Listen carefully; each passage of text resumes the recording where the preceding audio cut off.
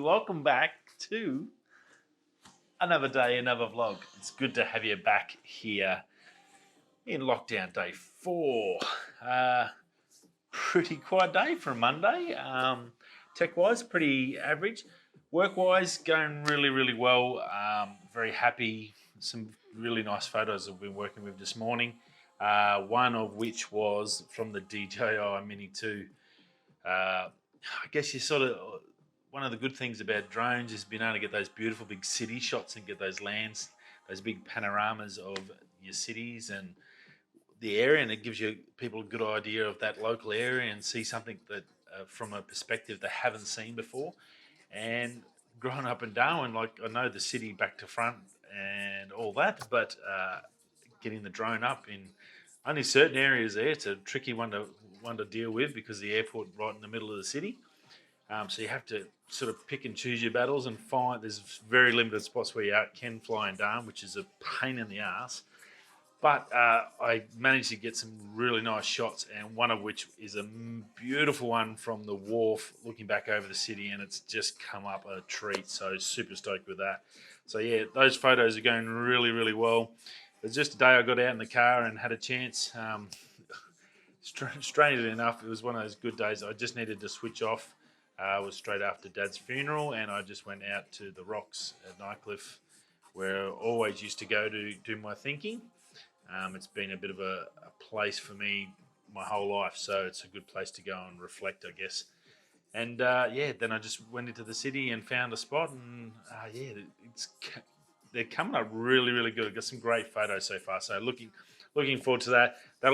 Should be up for this weekend, so this Friday. So looking forward to that. Other than that, got me shopping order yesterday afternoon from Coles, so that was pretty darn cool. Able to just have like a normal feed instead of just eating biscuits and lollies, which was all I brought with me in the suitcases, and then just take out. So now I was able to cook breakfast and toasted sanger for lunch, ham and cheese sandwich. If everyone knows me, that's all I ever eat. Ham and cheese every single day at work for the last 12 years. Or not 12, probably 10 at least. So yeah, it's good to have like that normal food and not just crap, and feel a lot happier today now I've got food and water and stuff here to eat and cook dinner with. So nice pasta for dinner tonight, so looking forward to that. Had a chat to me sister. Very cool. She's obviously stuck in Melbourne in lockdown. She's not doing this for her work, but she just doesn't have a choice. She's stuck at home without a job. It's all closed down, so that's good to catch up with her and have a bit of a chin wag and talk about what she's doing in lockdown to what I'm doing in lockdown and other stuff. So always a little bit of fun to sort of catch up with friends and family and do that while you are stuck in your hotel room or wherever you are stuck. If you're stuck at home, it's technology. One of the best things of technology it has its goods, it has its bads, like everything in life. But the best thing is be able to FaceTime. I still think that's amazing. I wish we had it when kids. Like Dad used to go away for months on end, 6-7 months at a time, and building roads throughout the territory. And you come home and you'd never get to see him. So I guess that's the one thing I do value each day is being able to see Jack and have a chat to him. So technology does have a lot of things.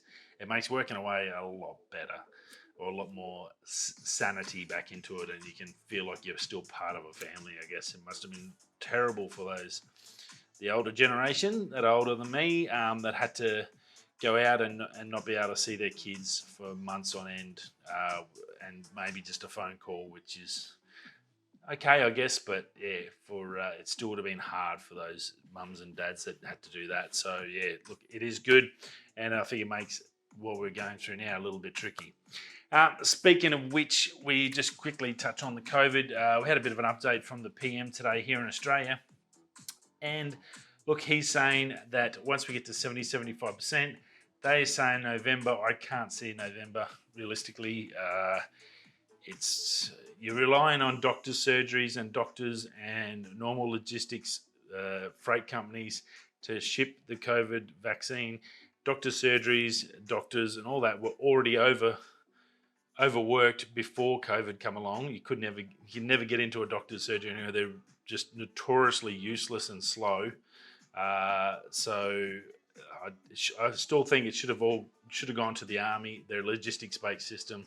If it had gone to them in March, I think we'd be well past where we are now, and maybe at least around the 50% mark. This needs to be done by a separate entity, not the medical people we have now that are already overworked and underpaid as it is. So, yeah, strange. But anyway, so once we get to 75%, he said today that they're going to remove most of the restrictions. You might have mini lockdowns here or there, but basically it's got to open up. We can't keep locking it up. He's saying that. I think we're roughly around the 20% or something. Now Israel now sort of going, oh, okay, 70 still going to get people dying, all that sort of stuff. Well, good news is there's other people in front of us. I guess a guinea pig in this idea. That's UK and Israel. Now, I actually thought Israel was fully done with their first and second doses. I know they've started their elderly people on their third booster shot to help against Delta, but they are both around, I think, fully vaccinated at 75% or something like that.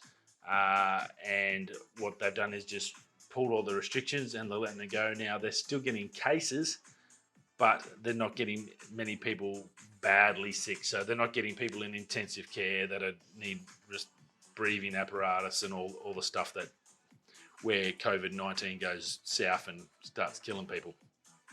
So I guess that's a good thing. And from that, he's basically said, well, yes, look, that's where we're going, and it's just going to be something we have to deal with. Now, we've got plenty of diseases that we've had to deal with for hundreds of years. Bubonic plague is still around. That killed half the world's population. I think I've talked about that before. Things like herpes. There's 10% of the world's population walking around age 15 to 49 has a form of herpes. It's an STD. There's tuberculosis, kills 1 million people a year. TB, I've had my TB shot when I was a kid. I remember having that shot. But that still kills 1 million people a year. So look, it's one of those things. Yes, I sort of feel like we're getting there once that vaccination rate gets up and we start getting that, and we get it through the mainstream world, and then we've got to get into the third world country and get them with it. I think that's when you'll see the international travel come up. You won't be able to do the Africas and the South Americas until we can provide them with their vaccines. It's going to have to be, I guess, the first world countries will start running again, and then they'll spread it out. But I think 70 to 80% is going to be that sort of mark where I think that's when they're just going to say, well, we're just going to let it go and we're just going to have to manage it from here on in. So sort of good news, I guess, for small business owners. Give them a little bit of a glimpse at the light at the end of the tunnel. They've been doing it hard. I'm a big proponent of small businesses. Big businesses can last, and they're basically just shareholder organisations for rich people anyway. But little businesses are the mum and pops that are building over 40 years that are now having to sell up their business or close their business or sack family work people, and those things are the ones that really, really crush a community. So look, fingers crossed we're getting close. So I guess as long as we keep that vaccination up, and I know there's going to be people that are anti-vax and all that sort of stuff, and that's your choice. So you can't stop people from making a choice. Everyone has that opportunity. When you pay taxes, that's fine. No dramas at all. But when you get sick, don't come whinging. That's all I say. If you're going to get sick, if you're not going to have it, that's fine. But then you got to handle the consequences when it comes. That's part of making the decision. You can't have it both ways. So, yeah. Anyway, interesting to see him going down that road. Obviously, the states might be a little bit dicey, I think, on this. I think the WA Premier had something to say about that, basically saying, well, we've cut it out, we don't have it. Why should we care? Why should we open up to everyone else?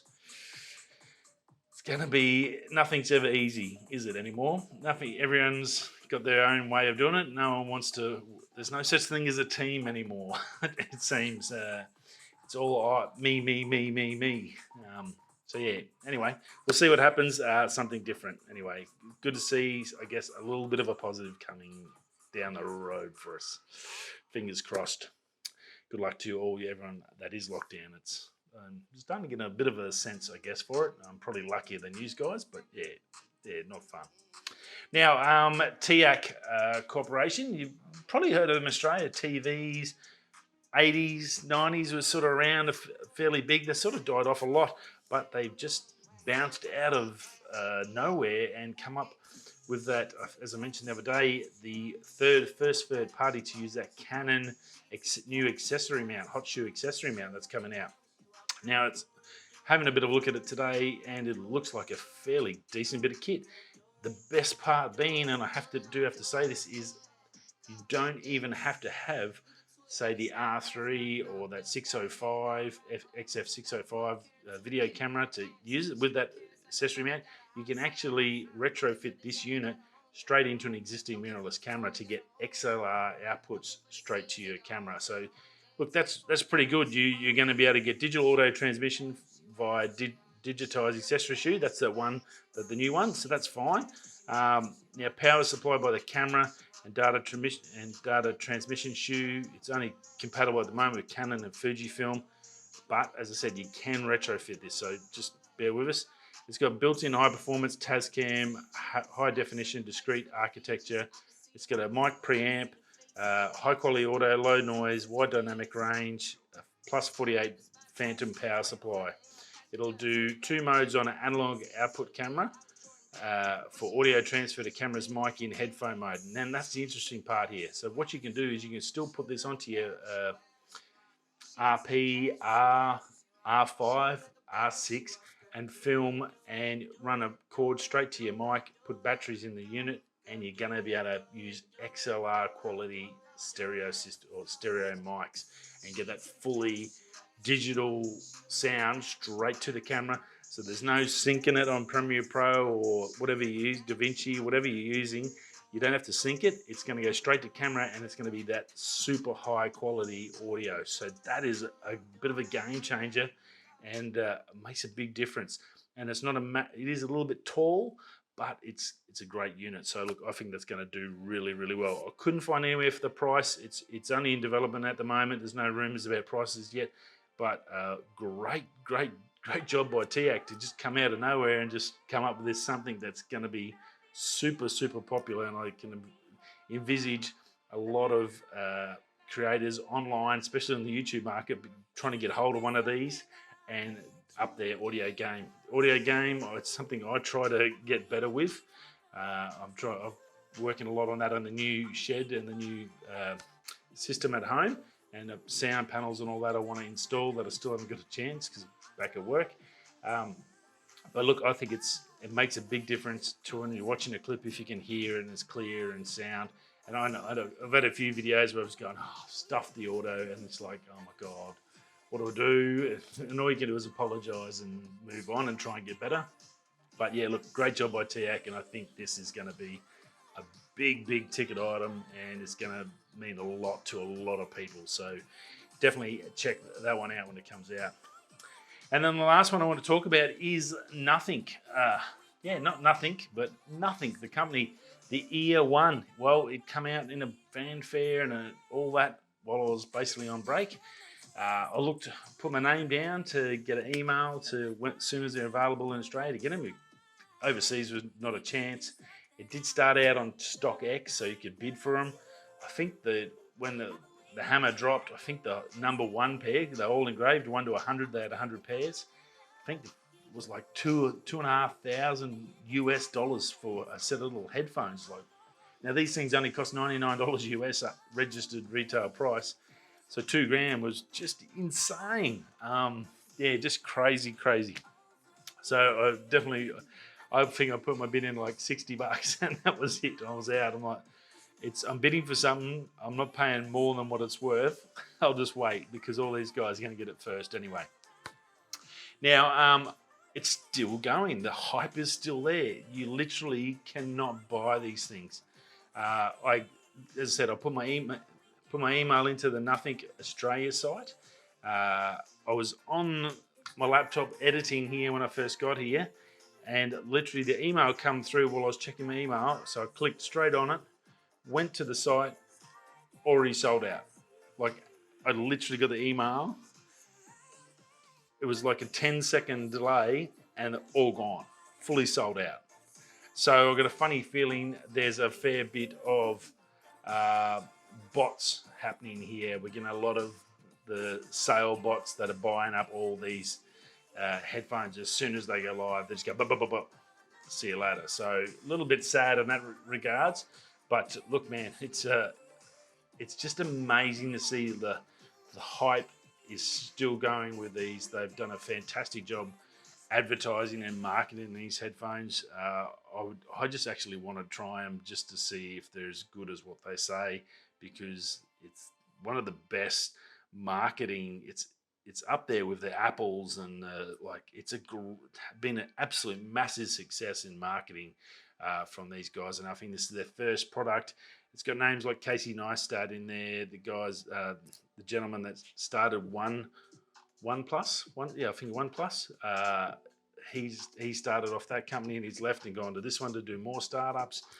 So it's got some big financial backing. It's a big company coming along and steamrolling the competition at the moment. So it'll be very interesting, because next month we should see the new Apple AirPods Pro. One would envisage maybe they are due out. We've had the new Sonys, we've got the new Sennheisers are out. Apple hasn't released a new Pro. We've seen the mock-ups and the leaks and all that about it. Are they coming in the next September show, the October, the November show, whatever, how many shows they have? We've heard rumours of 2 in September. Probably, I think they're going to spread it over 3 because they've got so much coming. But are we going to get those AirPods Pro that we've been waiting for? Because the market is heating up, and these guys are basically at the top of the market at the moment. Very, very, very wild. Now they're $149 Australian to buy, so it's $99 US, $149 here in Australia. Look, I'd love to test them. I'm trying my hardest to get 1.2s to see what I can do for it and test it out. Ultralight, 4.7 grams, 11.6 speaker.